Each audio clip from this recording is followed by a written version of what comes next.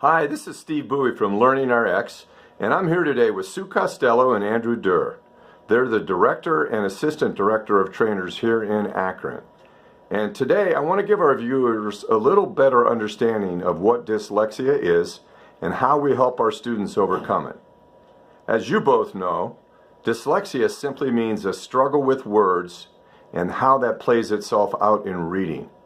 I know that the two of you combined have between 15 to 20 years of training here, and you're both very familiar with our reading program, and you both have worked on different occasions with students who have struggled severely under the duress of dyslexia. If you're to help shed some light for parents and families that are struggling in this area, what would you say from your standpoint of having met that enemy on the battlefield on numerous occasions and helped your students overcome and defeat it? What would you have to say about that? Well, it's important to recognize that a lot of the misinformation about dyslexia is like the inverting of letters or numbers, and while that can be a symptom, that's certainly not the only one that's out there. And obviously you had mentioned that it's simply a struggle with reading, and that can show itself in many different ways. That could be a hard time memorizing things, that can be a hard time understanding the phonics and phonemes of words, but a lot of the time it's just the inability to understand and comprehend what's going on. So it's a lot of the time with parents, you have to understand what the actual culprit is. If your student is struggling with reading or comprehension, understanding how and why is the key. We're very blessed here that we allowed to sit one-on-one with the student in front of us and be able to figure out, well, what's the actual issue? Is it a visual tracking thing? Is that why they're inverting these numbers or letters? Or is it actually something that's a bit more on the cognitive level? People with dyslexia are viewed as having lower than normal IQs when in actuality they're actually at least average or above average.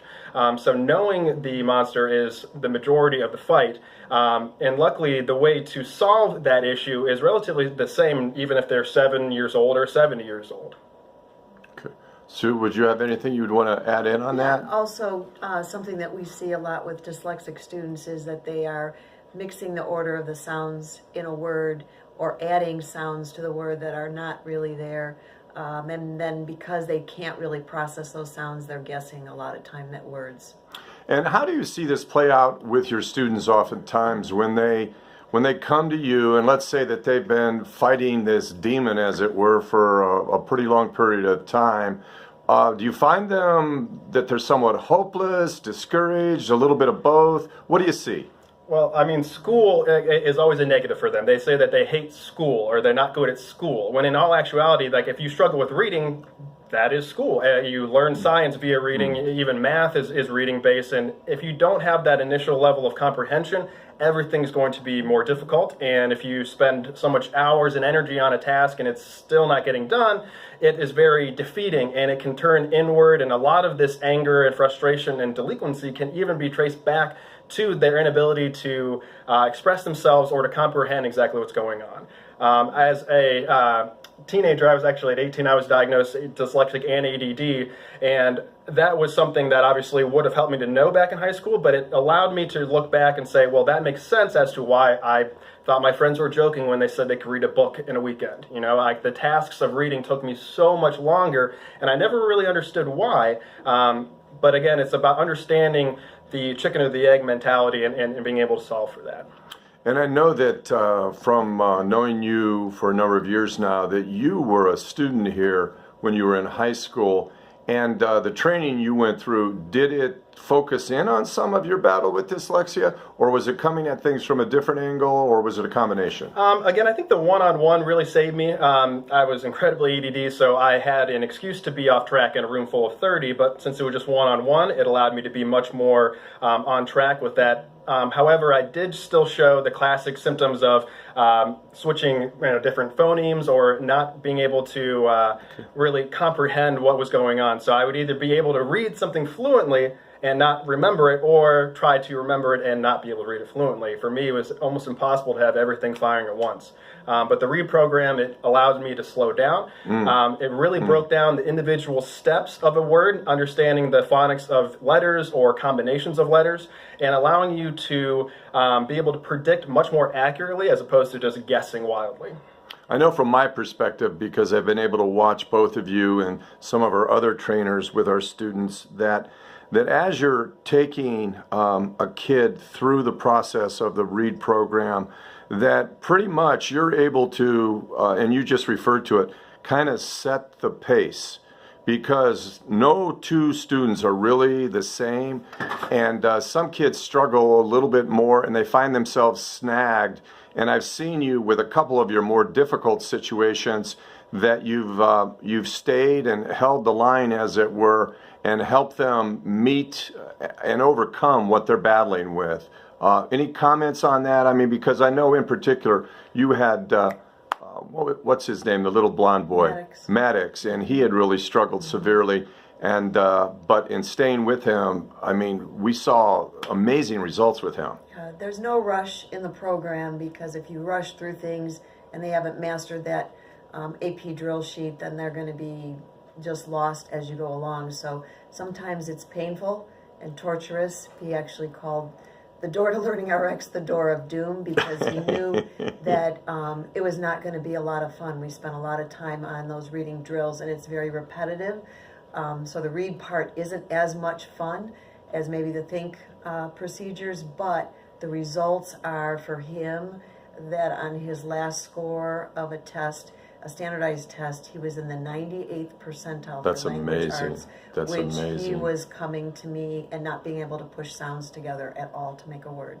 That's awesome. I mean, as you said, like the repetition is a critical component to it. I mean, a lot of the time in school, you can kind of do the smile and nod if you don't really understand. You know, they ask the room, "Do you get it?" Yeah. And if no one speaks up, they move on. But here, again, it's so isolated that we are at our own discretion be able to say, well, we obviously don't have that mastered, and that is our prerogative. Understanding like that is a mastered skill, so therefore we can build upon it. Because with reading, if you struggle with the first step, the second step's not going to be any easier, and it's going to become exacerbated as you go. That's awesome. And I know for me, you know, with the wonderful programs we have here, I really, in particular, I think gravitate to the READ program because of the impact. And you said it earlier, Andrew, about schooling. As the reading goes, so goes the schooling. And I think that that's a very true and just statement. So with this incredible program we have, I was wondering if the two of you might be able to take a couple minutes here and just explain, as it were, and give an overview to what the program consists of and how we take a student through it. Sure. Well, we begin, the other unique thing besides one-on-one and giving them quick, immediate feedback in that is that it is a sound to code program. So we are working on the sounds rather than like in school they learn the letters of the alphabet and what sounds they make. We talk about we've introduced 17 sounds of the 43 sounds, and then we do a series of drills that will work on segmenting those sounds in a word, blending them, knowing the difference between the different sounds in the word, knowing the order of the sounds and how many sounds are in a word. So there's about 7 or 8 drills that we do repetitively until they master each drill sheet and are able to move on to the complex code, which then is working with, we also work with nonsense words in auditory processing, just to make sure that they aren't just have those words memorized. But then as we work in complex code, they are real words, and we're talking about, there's one sound, for example, A, the sound A can be spelled 7 different ways. Wow. So it's just about introducing them to that part of the program so that it will help with their spelling as well as their reading. The program probably takes about six months for most students, although some that are very, very dyslexic, it might be a little bit longer than that.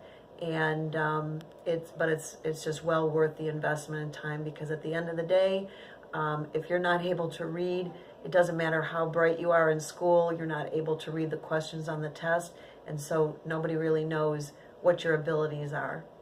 Yeah, and I think the nonsense words are a huge benefit, because I had such a hard time with my spelling and with my reading that I had my one strength of just memorizing and having a very large vocabulary and being able to kind of just use that as a crutch and kind of hide the fact that I could not auditorily come up with these new words. So I'd be exposed whenever I'm reading somebody's name, God forbid, it would be all over the place because names are non-standard for those things and you can't memorize them necessarily.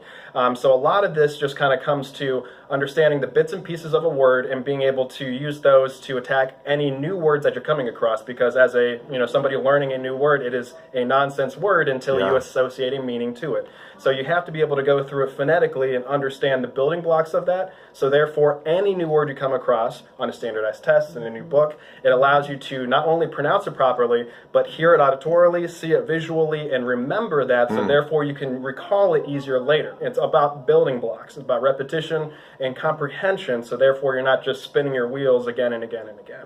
Well, great point. And thank you guys for taking the time to break this down for us, and have a great day. Thank you. Okay, thank you.